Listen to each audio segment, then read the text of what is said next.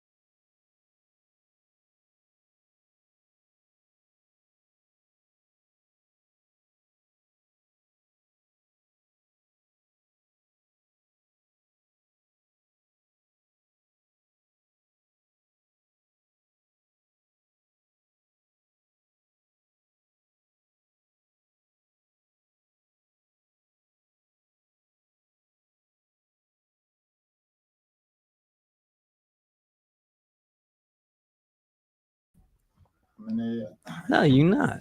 Yeah, I go. Yeah, there you go. There you go. We got Randy Overton in the house.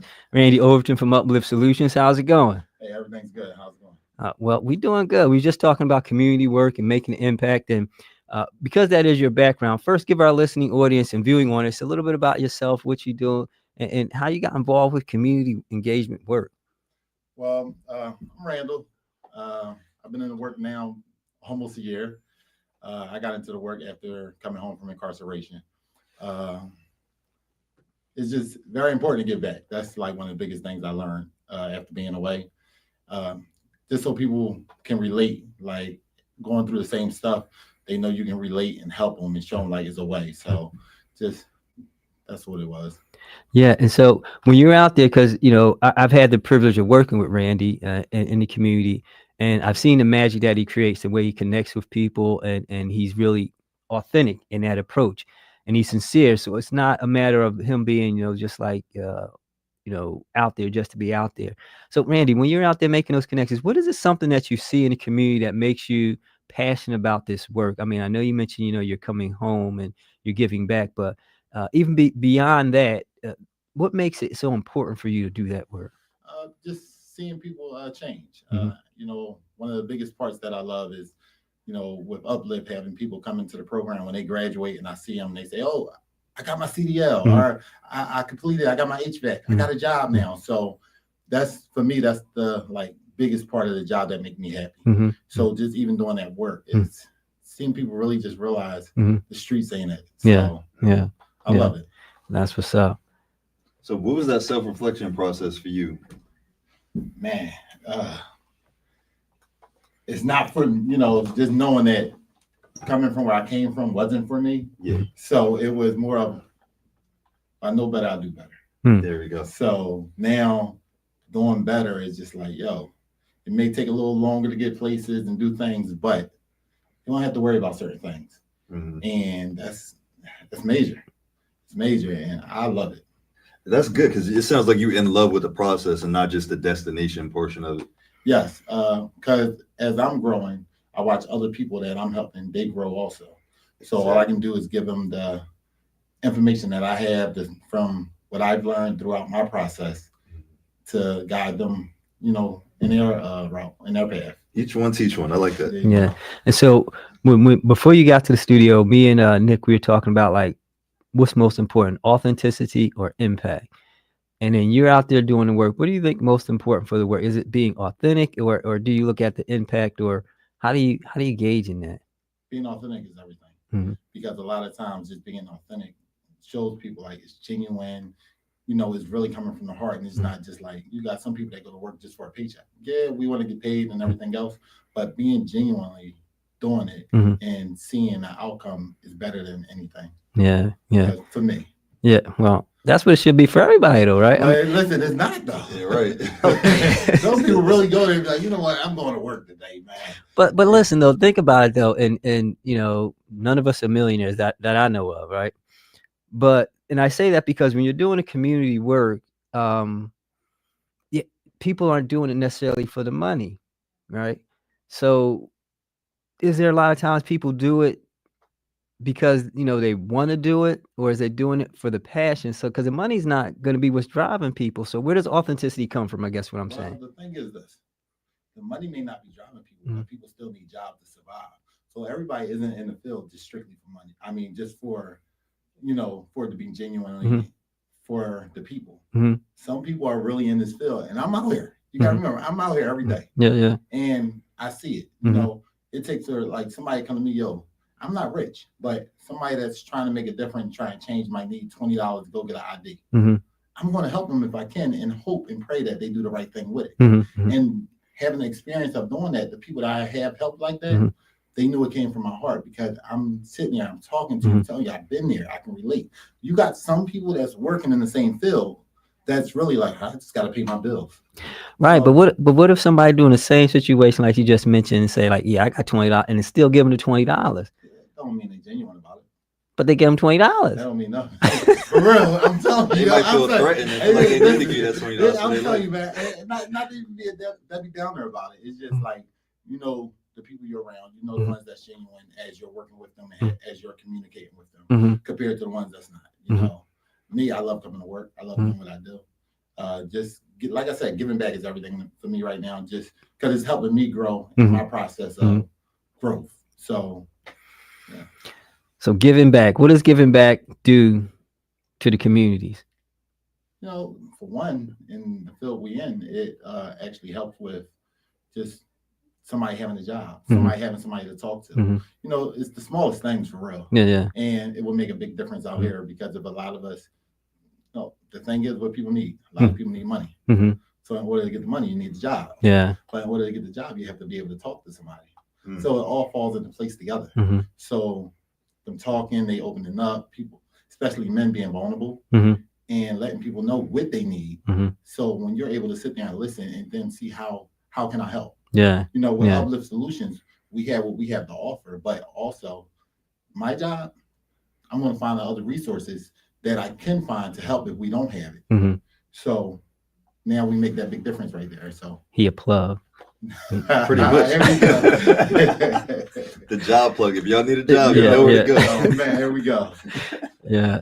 So when you're out there doing the work and, you know, you've come across different, you know, organizations and individuals, what are some of the challenges that's out there with community work? And not that you have to talk about any individual particularly, but we know that community work can be sometimes daunting, right? Because you're out there and there's certain social, economical, and mental health challenges. What are some of the barriers that are out there that you've seen and really makes you be like, you know, dang, we got to do this better as far as community work? I feel like one of the biggest things is like, no, I'll go to mental health. Like that's without mental health, you can't do nothing else. And that's a lot of in our community. We really need that push for the mental health because that's going to lead to the next step in your life. If you don't get the mental health and the trauma situated, when you get to the next step, 9 out of 10 times you're going to go backwards eventually. So, yeah, the mental health is one of the things. And then financial side of things.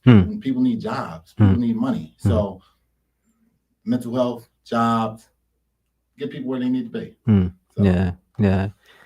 So I know for me personally in my life as like a black man, mental health is one of those things that we all know we need to work on, but like, how do you start? Because it's so many things out there that's telling us like, oh, I can't be sensitive. I can't show emotions. And we just don't know how to go about it or what mental health really is. It's just so many nuances. It's just, you gotta know what you need, you know, and knowing what you need is like, yo, there's no handbook for none of it. Right. So we're all learning as we go.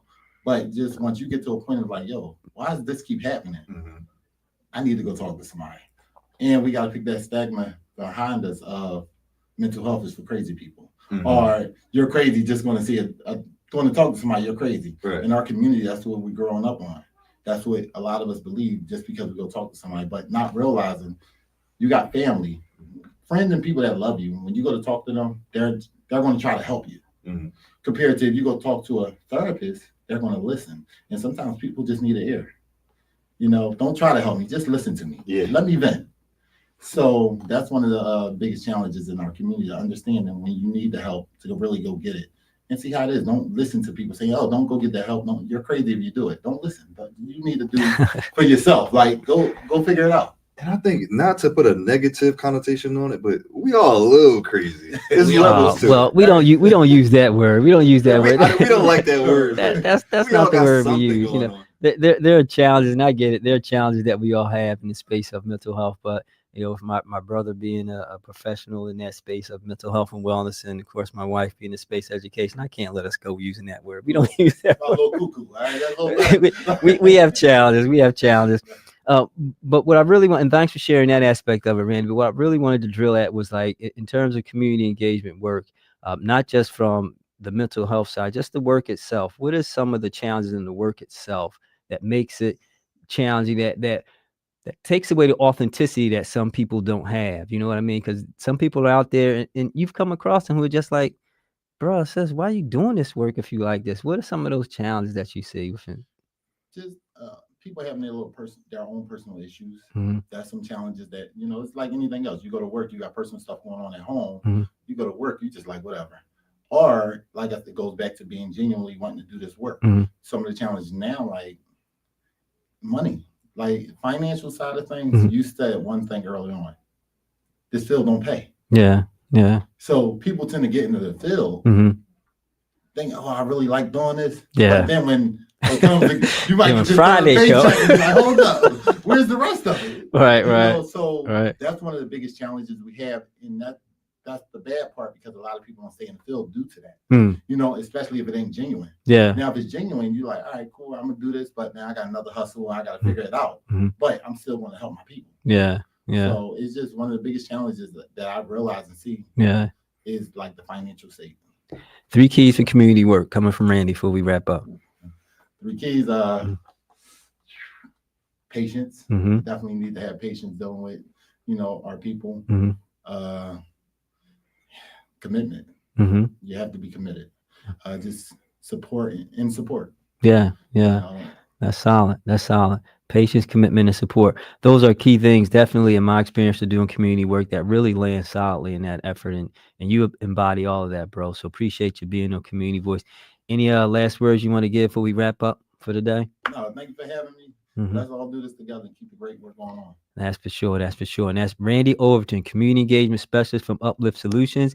We'll have information about Uplift and how you can get in contact with them and or Randy in our show notes, so that you can support the great work that they're doing, not only with justice impacted citizens, but any citizen that's in the city of Philadelphia and the tri-state area. Uplift offers all type of supports, and Randy is the lead community engagement specialist with that. So we thank you for being on the show, Randy. Appreciate you, good brother. Thank you. You're welcome. Quick, Nick, what you got for us, brother? I want to hear a Jeff take today. A Jeff take. I'm putting the ball